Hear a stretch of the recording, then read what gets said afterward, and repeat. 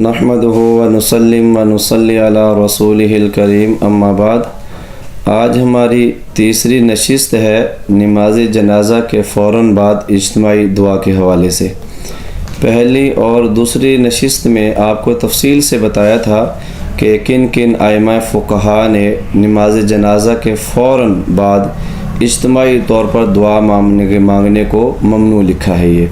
ان میں سے مشہور و معروف فتاویٰ میں سے فتاویٰ البحر الرائق علامہ ابن نجیم مصری کا ہے، اسی طرح فتاویٰ بزازیہ ہے، اسی طرح فتاویٰ المحیط البرہانی ہے، فتاویٰ سراجیہ ہے،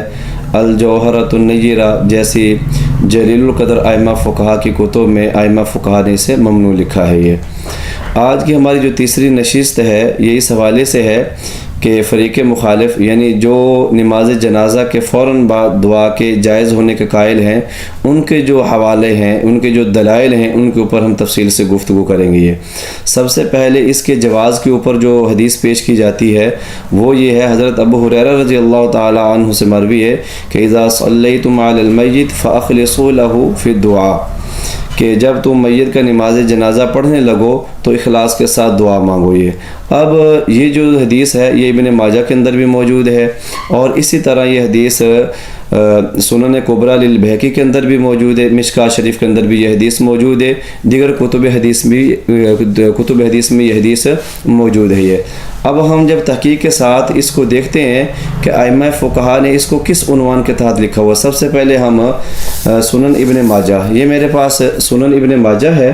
سنن ابن ماجہ، اس کا صفحہ نمبر جو ہے وہ 107 ہے، غالباً صفحہ نمبر 107 ہے یہ، اور صفحہ نمبر 107 کے اوپر امام ابن ماجہ جن کا اصل نام محمد بن یزید القزوینی ہے، یہ جی 107 پر ہی ہے یہ حوالہ۔ یہاں پر بڑی صراحت کے ساتھ ایک عنوان دیا ہوا ہے، باب ما جاء فی الدعاء فی الصلاۃ علی الجنازہ، یعنی نماز جنازہ کے اندر میت کے لیے دعا۔ یہ امام ابن ماجہ رحمہم اللہ تعالی علیہ نے یہاں پہ عنوان ترجمۃ الباب جو دیا ہوا ہے وہ یہ ہے۔ اب ہمارے حضرات نے اس سے استدلال کے نماز جنازہ کے بعد والی دعا کا، جبکہ امام ابن ماجہ جن کا نام محمد بن یزید القزوینی نور اللہ مرکزہ ہے، امام محمد بن یزید القزوینی نے اس کو نماز جنازہ کے اندر والی دعا کے لیے لے کر آئے ہیں۔ یہ اب یہاں پر اس چیپٹر میں ابن ماجہ رحمہم اللہ تعالی علیہ نے دو باتیں ثابت کی ہیں۔ نمبر ایک، نماز جنازہ میں دعا ہے۔ یہ اب نماز جنازہ میں دعا ہے کیونکہ اس کے ترجمۃ الباب میں یہی بات دی ہوئی ہے کہ باب ما جاء فی الدعاء فی الصلاۃ علی الجنازہ، یعنی نماز جنازہ کے اندر میت کے لیے دعا۔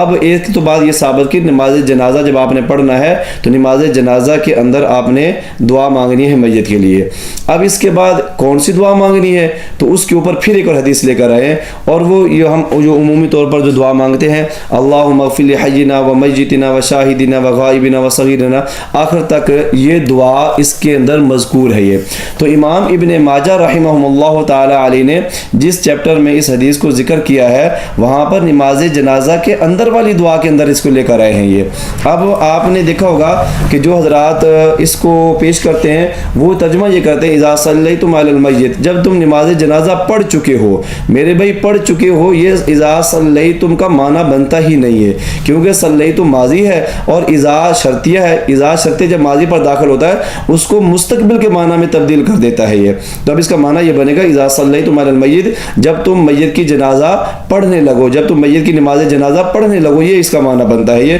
تو امام ابن ماجہ رحمہم اللہ تعالی علیہ نے اس کو نماز جنازہ کے اندر دعا کے لیے ذکر کیا ہے، نہ کہ نماز جنازہ کے بعد دعا کے لیے۔ اب اسی طرح میرے بھائی اس کے بارے میں ایک اور جو حدیث ہے، اسی حدیث کی وضاحت میں جو امام طبرانی، امام بہقی رحمۃ اللہ علیہ، یہ میرے پاس سنن کبریٰ ہے جس کو بہقی شریف کہا جاتا ہے، اس کا صفحہ نمبر 40 ہے۔ یہ صفحہ نمبر 40 کے اوپر امام بہقی رحمۃ اللہ علیہ نے عنوان دیا ہے، باب دعا فی صلاۃ الجنازہ، نماز جنازہ میں دعا کرنا۔ اور اس کے بعد سب سے پہلے جو حدیث لے کر آئے ہیں وہ یہی حضرت سیدنا ابو ہریرہ رضی اللہ تعالیٰ عنہ حدیث ہے جس کو امام ابن ماجہ نے بھی ذکر کیا۔ یہ فرماتے ہیں اذا صلیتم علی المیت فاخلصوا له الدعاء، تو امام بہقی رحمۃ رحمۃ اللہ علیہ بھی فرماتے ہیں کہ اس حدیث کا تعلق نماز جنازہ کے اندر والی دعا سے ہے، باہر والی دعا اس سے ثابت کرنا یہ بالکل درست نہیں ہے، کیونکہ ائمہ محدثین بڑی صراحت کے ساتھ اس کا رد فرما رہے ہیں۔ تو میرے بھائی یہ دو حوالہ جات آپ کی خدمت میں پیش کیے، ایک ابن ماجہ سے، نمبر دوسرا سنن کبریٰ للبیہقی، بہقی شریف کے اندر امام بہقی بھی اور امام ابن ماجہ بھی دونوں اس حدیث کا جو معنی بیان کرتے ہیں وہ یہی کر رہے ہیں کہ یہ دعا نماز جنازہ کے اندر والی ہے یہ۔ اسی طرح میرے بھائی حضرت علی رضی اللہ تعالیٰ عنہ کی ایک حدیث پیش کی جاتی ہے، یہ میرے پاس کتاب موجود ہے جال حق، جال حق کا صفحہ نمبر 233 ہے، یہ آپ دیکھ سکتے ہیں اس کے اندر صفحہ نمبر 233 ہے۔ صفحہ نمبر 233 کے اندر مفتی احمد یار خان نعیمی نے حضرت علی رضی اللہ تعالیٰ عنہ کے حدیث کا ایک حوالہ دیا ہوا ہے کہ حضرت علی رضی اللہ تعالیٰ عنہ نے نماز جنازہ کے بعد دعا مانگی ہے۔ یہ میرے بھائی چلو ہم اسے بھی دیکھتے ہیں۔ یہ حدیث جو ہے نا یہ صفحہ نمبر 45 پر موجود ہے، یہ حدیث صفحہ نمبر 45 پر موجود ہے، جس کو امام بہقی رحمۃ اللہ علیہ نے حضرت علی رضی اللہ تعالیٰ عنہ کے حوالے سے ذکر کیا ہوا ہے۔ یہاں پر آتا ہے کہ ان شبیب ابن غرقدہ ان المستظل ان علی رضی اللہ تعالی عنہ صلی علی جنازۃ بعد ما صلی علیہا،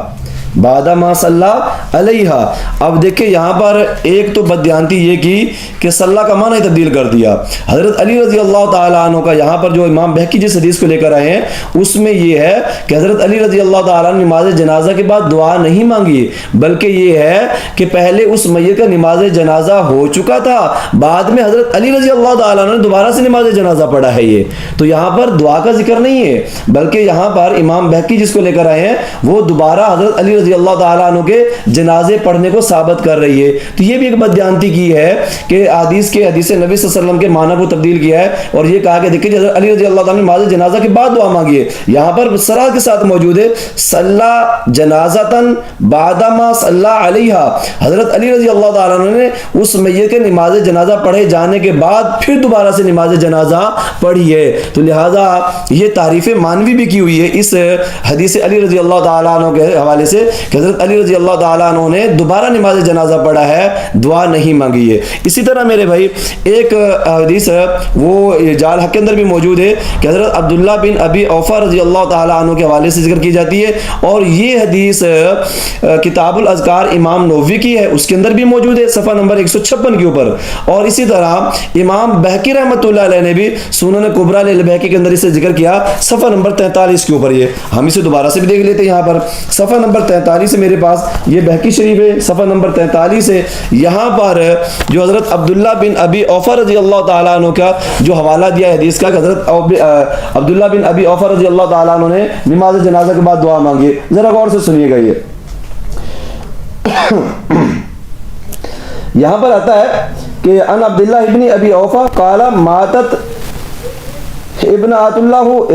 اللہ فخرج فی جنازتها على بغلۃ خلف الجنازہ فجعل النساء یرثین۔ یہ حدیث ہے، یہ آگے دیکھیے اس کے اوپر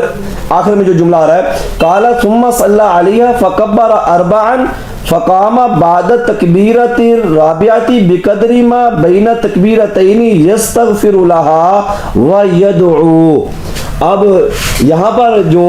حدیث ہے جو سنن کبریٰ للبیہقی کے اندر موجود ہے میرے بھائی، جو حوالہ جال حق کے اندر پیش کیا گیا ہے اس کے بالکل برعکس موجود ہے۔ یہ یہاں پر جس دعا کا ذکر آیا نا وہ دعا یہ ہے کہ حضرت عبداللہ بن ابی اوفا نے سلام سے پہلے اور چوتھی تکبیر کے بعد دعا مانگی ہے، گویا کہ یہ تو نماز جنازہ میں کھڑے ہوئے ہیں ابھی۔ یہ بنیادی طور پر ائمہ شوافع کا یہ موقف ہے، یہ ائمہ شوافع کے یعنی امام شافعی نور اللہ مرکزہ ہو کے ماننے والوں کا یہ موقف ہے، وہ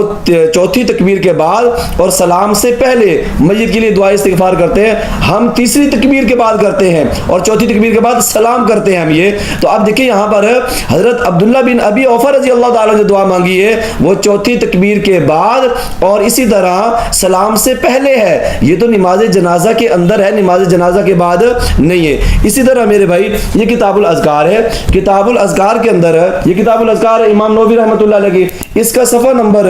156 ہے، صفحہ نمبر 156 کے اوپر وہی عبارت نقل کی ہوئی ہے جو جال حق کے اندر مفتی احمد یار خان نعیمی صاحب نے ذکر کیا ہوا ہے اس کو۔ اب وہاں پر کیا عبارت وہاں پہ جو عبارت ہے جال حق کے اندر کہ انہو کبر علی جنازت ابنت اللہ اربع تکبیرات فقام بعد الرابعۃ كقدر ما بین التکبیرتین یستغفر لها ويدعو ثم قال كان رسول الله صلی اللہ علیہ وسلم يصنع وفي روایت کبر اربعا فمكث ساعة حتى ظننا انه سيكبر خمسا ثم سلم عن يمينه وعن شماله. یہاں پر سرات کے ساتھ موجود ہے کہ حضرت عبداللہ بن ابی اوفا رضی اللہ تعالیٰ عنہ نے اپنی بیٹی کی نماز جنازہ پڑھی اور یہ نماز جنازہ 4 تکبیروں سے تھی. چوتھی تکبیر کے بعد اور سلام سے پہلے انہوں نے اپنی بیٹی کے لیے دعائے استغفار کی اور صحابہ فرماتے ہیں ہمیں گمان ہونے لگا کہ حضرت عبداللہ بن ابی اوفا رضی اللہ تعالیٰ عنہ 5ویں تکبیر بھی کہیں گے یہ، لیکن انہوں نے 5ویں تکبیر کہی نہیں، سلام پھیر دیا. اب دیکھیں جو دعا نماز جنازہ کے اندر تھی اس دعا کے معنی کو تبدیل کر کے نماز جنازہ کے بعد والی دعا کے ساتھ فٹ کر دیا ہے. تو یہ میرے بھائی تعریف مانوی ہے یہ، اور یہ دین میں خیانت ہے، یہ بددیانتی کے زمرے میں آتا ہے یہ. اسی طرح میرے بھائی ایک حدیث حضرت جعفر طیار رضی اللہ تعالیٰ عنہ کے حوالے سے پیش کی جاتی ہے جو مختلف کتب حدیث میں موجود ہے. اس کے تجزیے میں ائمہ احناف میں سے علامہ ابن الحمام الحنفی رحمہ اللہ تعالی یہ ہے فتح القدیر، اس کے اندر صفحہ نمبر 121 کے اوپر، صفحہ نمبر 121 کے اوپر علامہ ابن الحمام الحنفی رحمہ اللہ تعالی علیہ نے صراحت کے ساتھ حدیث جعفر طیار رضی اللہ تعالی عنہ کو ضعیف کہا ہے اور اس کی وجہ بھی بیان کی ہے. یہ صفحہ نمبر 121 کے اوپر ہے اور یہاں پر جو فصل ہے فصل فی الصلاۃ علی المیت، فصل فی الصلاۃ علی المیت کے عنوان ہے اور یہاں پر فرماتے ہیں کہ وهذا مع ضعف الطرق فما في المغازي مرسل من الطريقين وما في الطبقات ضعيف بالعلا وهو ابن زيد ويقال ابن يزيد وهو ابن زيد ويقال ابن يزيد، یعنی بعضوں نے ایک راوی علا ہے جس کا نام ابن زید بعضوں نے ذکر کیا ہے اور بعضوں نے اس کا نام ابن یزید ذکر کیا ہے. فرمایا اتفقوا علی ضعفه، اس روایت کے ضعیف کے اوپر ائمہ محدثین کا اتفاق ہے. گویا کہ سیدنا جعفر طیار رضی اللہ تعالیٰ عنہ کا جو حوالہ دیا جاتا ہے کہ حضرت جعفر طیار رضی اللہ تعالیٰ عنہ نے نماز جنازہ کے بعد دعا مانگی ہے تو ائمہ محدثین اس حدیث کو ضعیف کہتے ہیں، بالخصوص ائمہ احناف بھی اس حدیث کو ضعیف کہتے ہیں. اللہ سبحانہ و تعالی ہمیں عمل کی توفیق عطا فرمائے. وآخر دعوانا ان الحمد للہ رب العالمین.